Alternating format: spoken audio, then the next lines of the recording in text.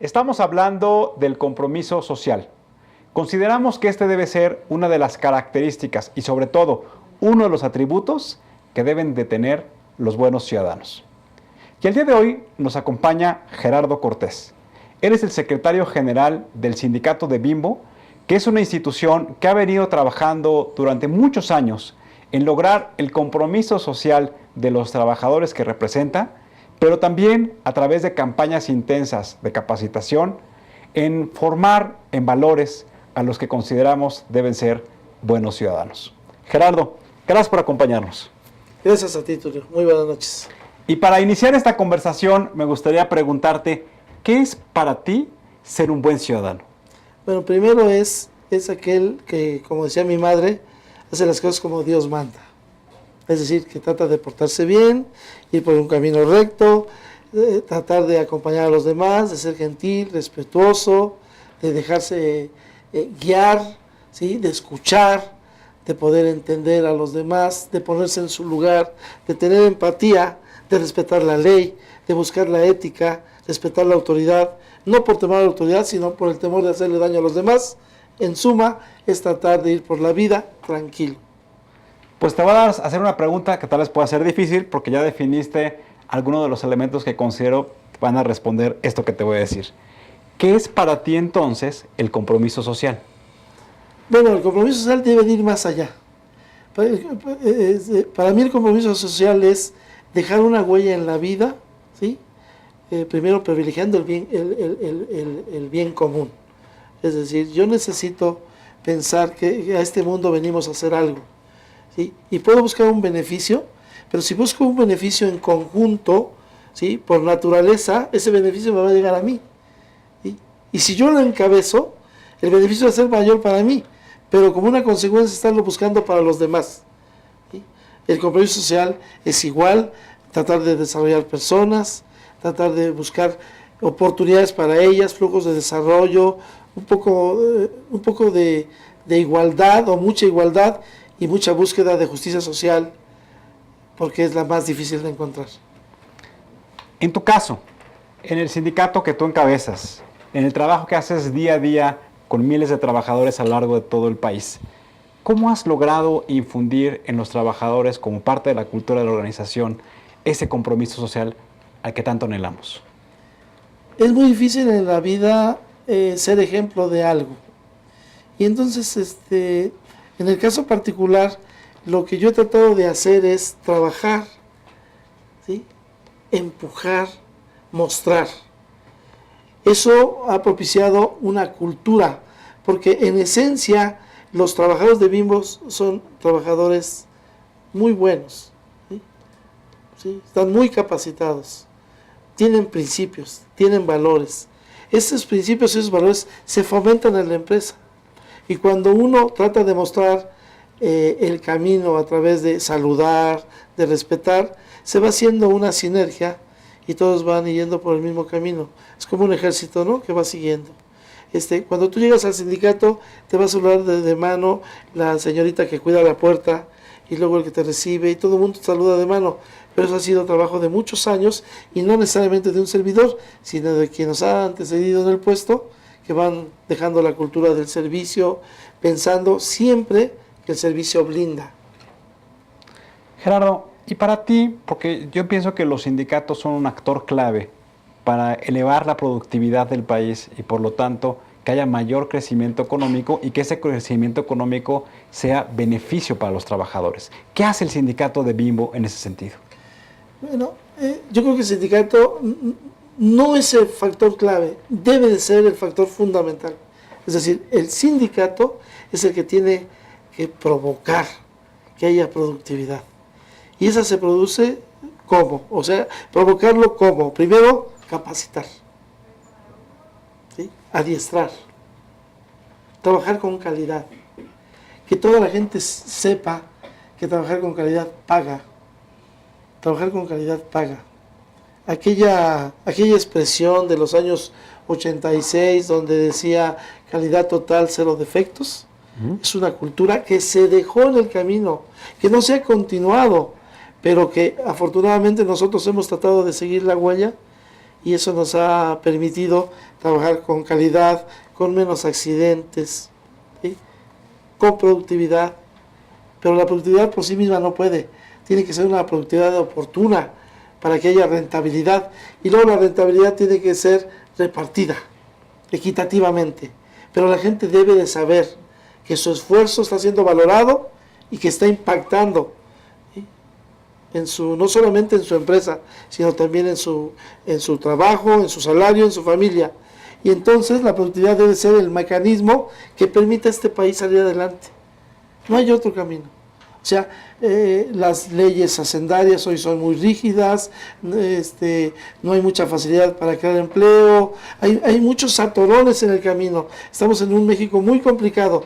La productividad es aquel mecanismo que va quitando todos los nudos y que va haciendo los nodos que van permitiendo que el trabajador vea su trabajo como su negocio, y van subiendo de salario, de puesto, van buscándose más oportunidades, y eso tiene que llevarnos a tener un mejor país. Solamente la productividad lo va a lograr a través de la capacitación, muy importante, el adiestramiento, que parece que se ha olvidado, ¿sí?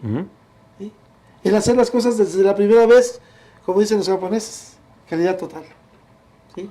En esencia, un conjunto de actitudes que permitan que el futuro se vea más claro. Gerardo, hablaste un poco de oportunidades. Aquí en este programa hemos conversado con muchas organizaciones de la sociedad civil, en donde uno de nuestros anhelos es que en nuestro país existan las oportunidades, porque pensamos que para poder combatir la pobreza y la desigualdad, un elemento fundamental es que dentro del sistema existan los mecanismos y las políticas necesarias para que haya igualdad de oportunidades. ¿En qué sentido trabajan ustedes?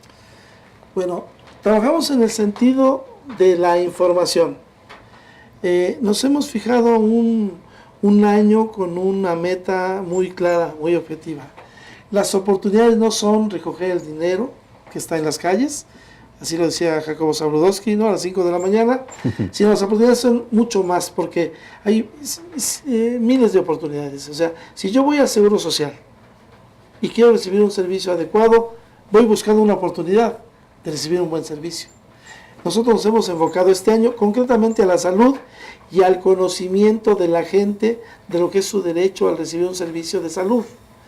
Eso que ha propiciado que la Comisión de la Mujer, que hoy está presente aquí, hace trípticos para los ciudadanos comunes que están en la clínica del Seguro Social, para que sepa, si no recibe un buen servicio, a dónde tiene que acudir, cómo tiene que acudir.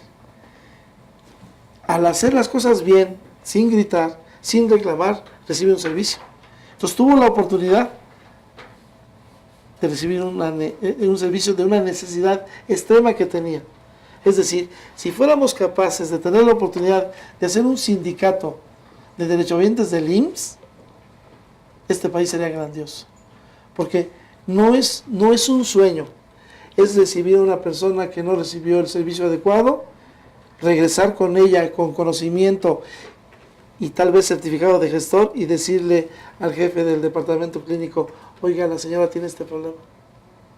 Bueno, ser atendido, se empieza a tener calidad en el servicio, se empieza a ahorrar dinero, se empieza a ahorrar horas hombre, es decir, se empiezan a aprovechar las oportunidades de vida. Pues en ese orden de ideas, Gerardo, lo que necesitamos es un sindicato de ciudadanos, porque tú Así acabas es, un poco así de narrar es. y describir el ejemplo de cómo se pueden formar buenos ciudadanos al decirles la importancia que tiene la de ejercer sus derechos. Sí, porque esto valdría la pena promover un voluntariado nacional que solamente tenga que estar certificado por las instituciones, que puedan acompañar a un ciudadano común a que reciba un servicio adecuado. Y no hay cosa más valiosa que quien lleva un problema de salud sea atendido, quien tiene una duda de vivienda sea atendido, ¿sí? O sea, la información es parte vital de que debemos de impulsar las organizaciones sociales, en este caso el sindicato. Poco tú has narrado con palabras muy sencillas la importancia que tiene que en los sistemas institucionales haya los mecanismos para que las personas, en primer lugar, sean atendidas y, en segundo lugar, sean escuchadas cuando tienen alguna opinión sobre el servicio que recibieron. Y eso me parece que es muy importante dentro de un sistema para los ciudadanos. ¿Sí? Las políticas públicas deberían encaminarse a eso, a la atención a la persona, porque muchas de las personas no necesitamos que alguien nos resuelva nuestra problemática, solamente que nos escuche. Claro. Y en la propia escucha encuentra uno la guía.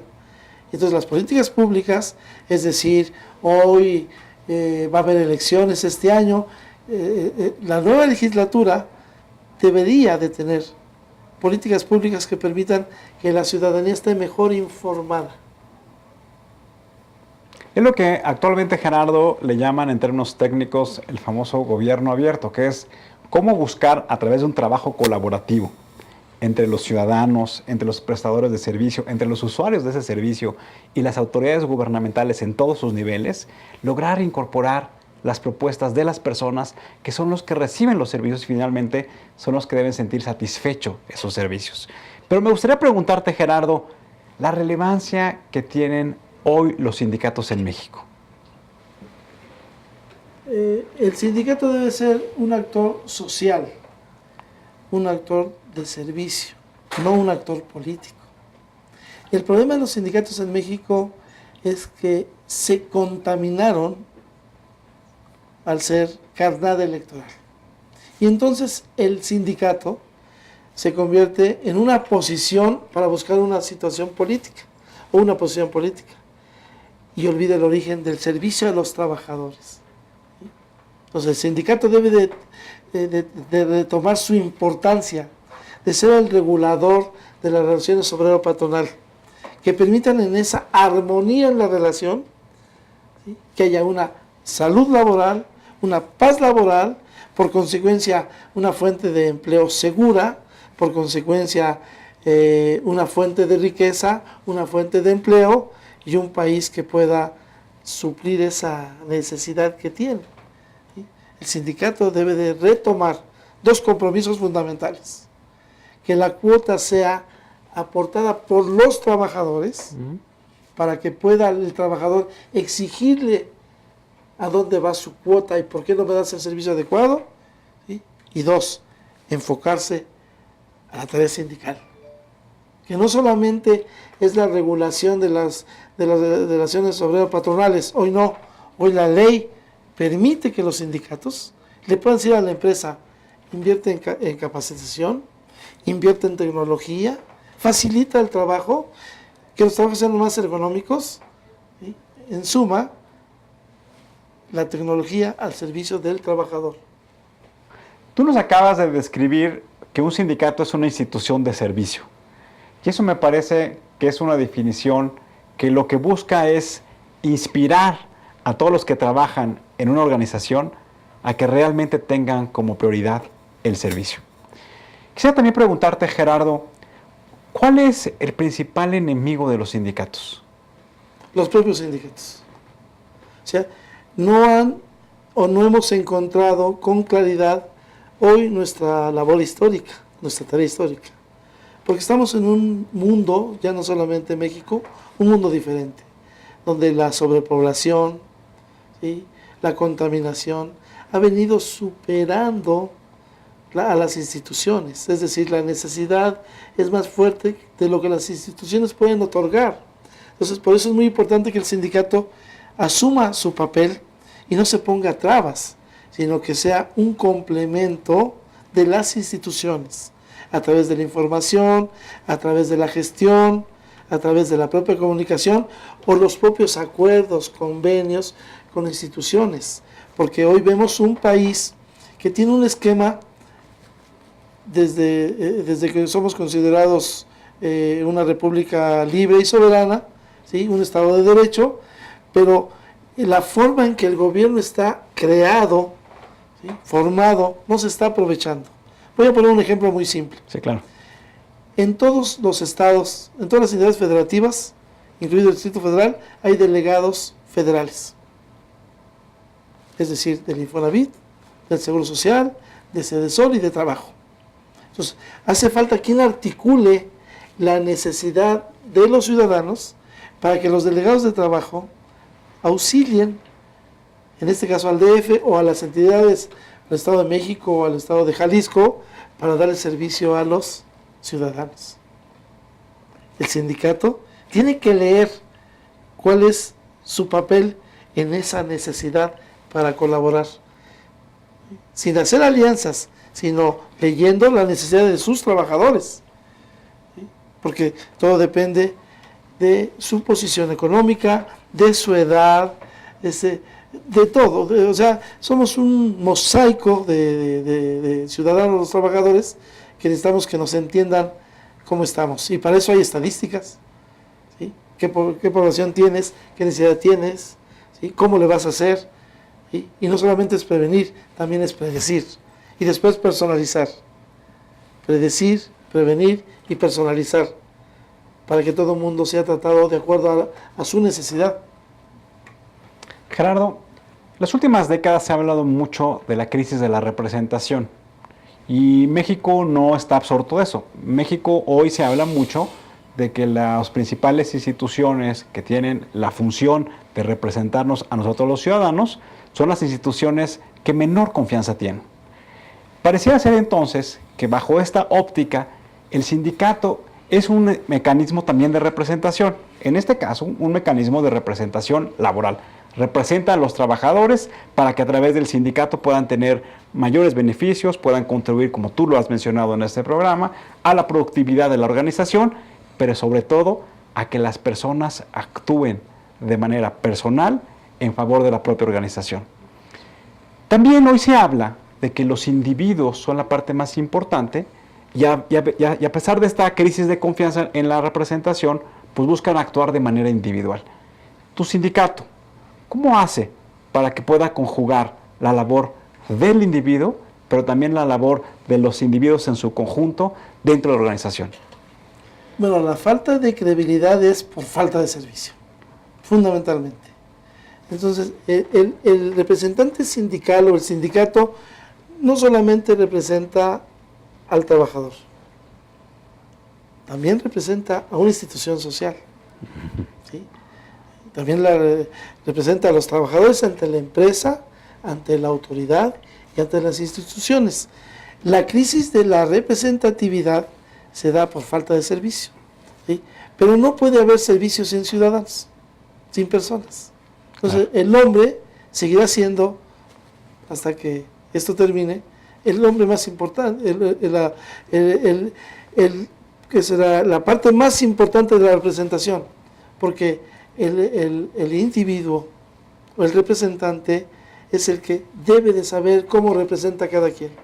Va a representar a su sindicato frente a una institución, tiene que representarlo de una manera. Cuando representa como trabajador a su empresa, tiene que representarlo de otra forma. Cuando representa al trabajador ante la empresa, tiene que presentarse de otra forma. Y para eso debe de tener preparación, capacitación, pero me parece que lo más importante que debe tener es solamente algo muy simple, ganas de ayudar a los demás. Es decir, que el individuo juegue varios roles, sí, dependiendo de los actuantes. Se tiene que jugar varios roles. Es decir, yo soy trabajador, pero soy representante sindical, también soy secretario general, entonces represento a los trabajadores frente a la empresa, frente a la autoridad, frente al propio gobierno, ¿sí? Y represento al sindicato ante los trabajadores, que es algo muy importante. Gerardo, en las últimas semanas, senadores, legisladores, organizaciones de la sociedad civil han venido trabajando en afinar cambios importantes a una ley general de transparencia, en donde en esta ley lo que se plantea es que haya algunos actores que antes no estaban sujetos a esa ley. Uno de ellos van a ser los sindicatos. Me gustaría conocer tu opinión sobre qué rol deben jugar los sindicatos en la transparencia. Es un rol muy simple, respeto a la ley. ¿Sí? Quien respeta a la ley no tiene problemas. ¿Qué va a propiciar esta ley de transparencia? Que se esmere cada ciudadano, y en este caso cada sindicato, en hacer las cosas bien, como Dios manda. Hacerlas tan claras que permita que nadie tenga problemas. Y eso va a permitir una mayor confianza en las instituciones, por consecuencia, una mayor representatividad. Es decir, un sindicato con confianza es más representativo. Confían en él. Y si los trabajadores confían en él, las empresas alrededor confiarán en el sindicato. y entonces su ámbito de acción se va ampliando. La ley de transparencia tiene que ser para bien. Primero es como sorpresa. Oye, que van a llevar a los sindicatos. Está bien. Mucha gente que habla de la transparencia en los sindicatos no tiene idea. Ni siquiera idea de lo que es un sindicato.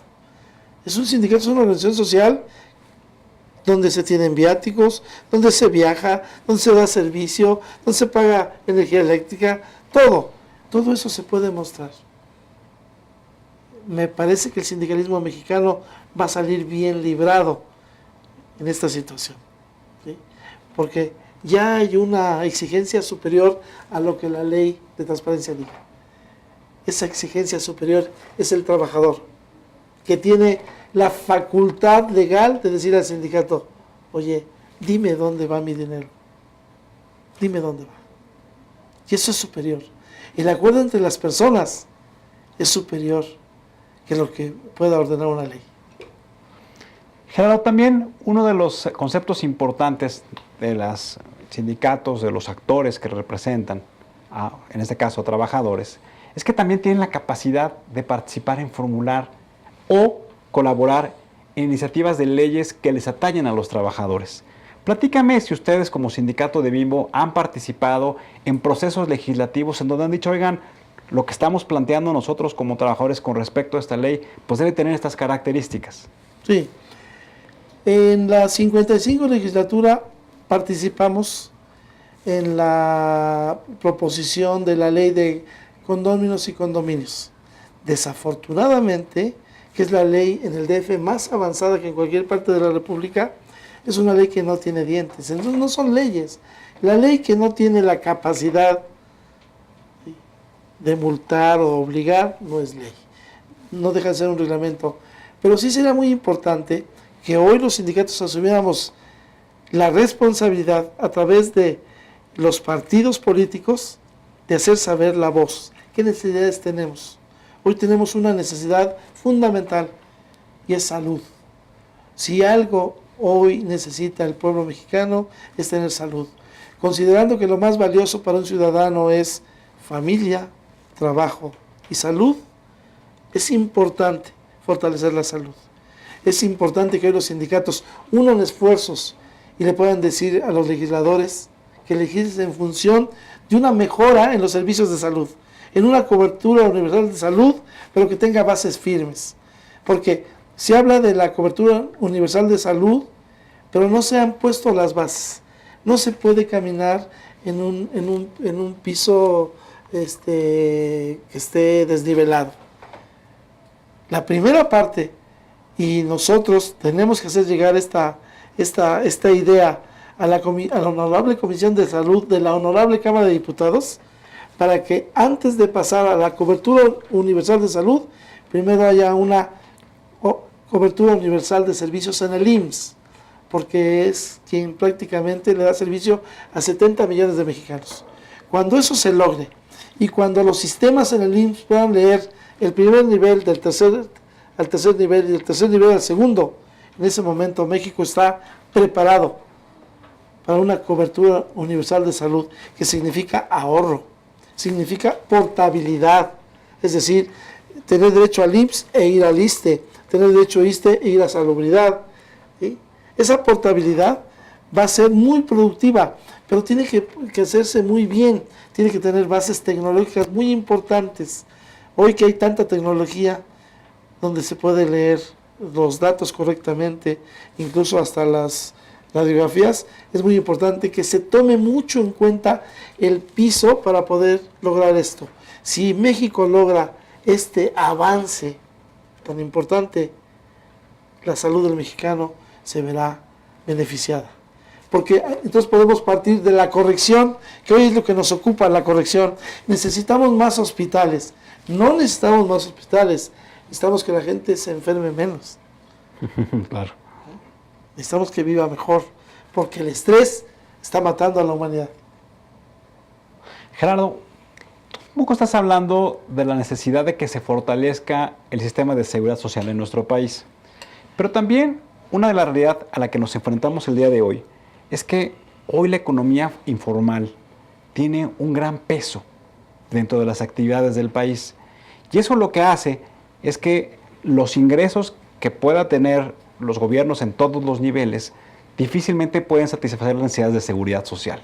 ¿Cómo podemos enfrentar estos esquemas de cobertura universal, como tú nos haces favor de describirlo, con esta interrelación con la economía informal, que hoy es más grande que la economía formal, de acuerdo a las últimas cifras?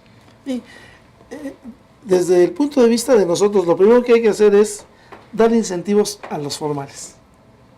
No se puede estar grabando al empleo formal ni al trabajador formal, ¿sí?, en lugar de incentivarlo, porque entonces hay un mal ejemplo. Yo gano más del otro lado que de este lado. Eso primero hay que revisar. Es decir, la Secretaría de Hacienda debe de revisar, ¿sí? Es una necesidad de revisar. Segundo, es a través de que todo cueste. Y no que cueste en función del valor del servicio. Pero todo ciudadano que trabaja en la informalidad se puede enfermar o se enferma. Y tiene que recurrir a los servicios privados, pero como son tan caros de pronto, ¿sí?, tienen que recurrir a los servicios públicos. Entonces debe de haber reglas claras en la Ley General de Salud que permitan que cada persona que reciba un servicio aporte de acuerdo a un estudio socioeconómico, y entonces el Estado se fortalece, porque hoy no se cobra nada de pronto, ¿sí?, o de pronto no hay un cuidado en el estudio socioeconómico, y entonces es fácilmente se engaña a la institución, y la institución pierde, el propio gobierno pierde. Es decir, ejemplos de buenas prácticas para que los informales pasen a la formalidad. Pero si van a ganar menos porque les graban, porque les pagan menos, entonces no hay una buena práctica. Me parece que primero hay que revisar, incentivar, motivar, para que el empleo formal de muchos mexicanos que quieren que este país avance, pues puedan producir empleo. Se ha dicho últimamente que los empresarios han dicho, vamos a ayudar al presidente. ¿Cómo puede ayudar un empresario al presidente creando trabajo? No hay, en este momento no hay un patrimonio superior que le pueda ofrecer un ser humano a otro que un trabajo donde pueda mantener, sostener, crear a su familia, desarrollarla. Eso es lo que creo. Gerardo, los últimos 14 meses se ha hablado mucho de la implementación de las reformas estructurales que aprobó el Congreso. Y una de ellas, la primera, fue la reforma laboral, que su objetivo fundamental era lo que tú estás planteando: la generación de nuevas fuentes de empleo, pero sobre todo empleos de alta calidad y con un soporte importante de la seguridad social. Danos tu opinión sobre la implementación de esta reforma. Esta reforma tiene dos ventajas esenciales, o sea, fundamentales. Bueno, primero, desde el punto de vista de la institución que yo represento, se quedó corta. Tenía que ser, bueno, hubo temores, hubo cosas que de pronto parece que no quieren arriesgarse, pero esta ley tuvo que reformarse, tuvo que actualizarse, porque México ha cambiado desde 1970, que fue la última reforma profunda a la Ley Federal del Trabajo. Bueno, pero tiene dos cosas fundamentales. Una es el contrato de capacitación, que permite que el patrón pueda capacitar a los trabajadores durante 3 meses en un contrato de capacitación, sin responsabilidad para el patrón.